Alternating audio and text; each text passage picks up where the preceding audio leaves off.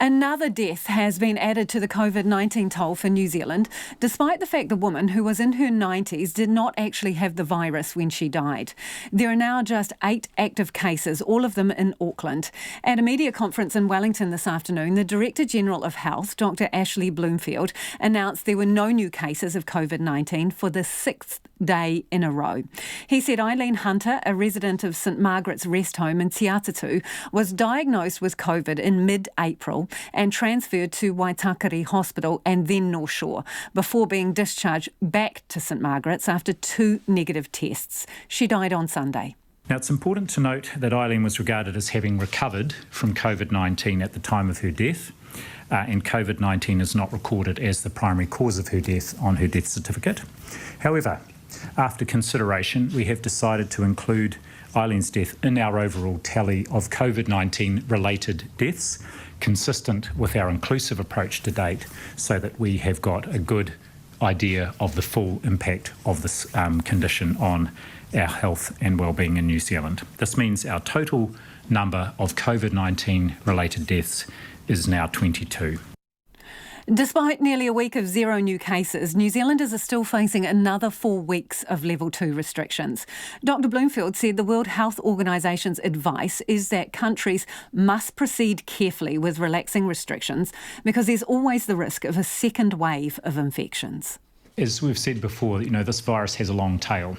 And I think one could even say, look, the announcement of a further death today from an infection that happened some time ago shows just how long the impact of this disease can be there.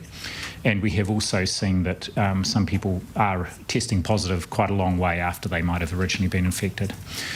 So there's that aspect of it, but there's also the important aspect, the pillar of our elimination strategy, and that is keeping it out at the border.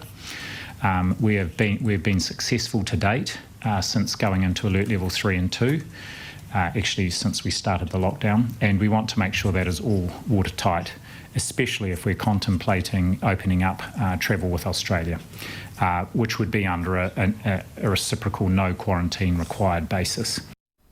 Australia has recorded over 100 new cases of COVID-19 in the last 2 weeks. Dr. Bloomfield said before opening up the border with Australia, health authorities will want to be sure there is no community transmission and that any risks can be managed. The key thing we'll be looking at in Australia is where are the cases and can they be explained? And those are the things that will be influencing decisions inside Australia about travel between states as well, I would imagine. So I think we will see once there is a degree of comfort with travel between states in Australia, then it may well be they feel they're ready, and I can't preempt the decision by the Australian leadership, they're ready for that trans-Tasman arrangement. Eliminating the virus from New Zealand is key, but eradication is out of our hands. Really, eradication will be a global effort. It's very hard for New Zealand to say we're on a pathway to eradicate a virus that clearly is still incredibly prevalent and growing in prevalence offshore. Vaccination is the world's best hope to completely wipe out COVID-19. Dr. Bloomfield was asked about whether the Health Ministry would advocate making vaccination against COVID-19 compulsory when one is finally available. He replied he doesn't envisage force would be necessary because most New Zealanders will want to do what they can to protect themselves, their families and the wider community. I think we've crossed that bridge when we get to it, but I'd be very surprised if New Zealanders don't get right in behind an effort if the vaccine's made available and they can get one. And Dr. Bloomfield urged New Zealanders to keep up the good work and stay safe going into the long weekend.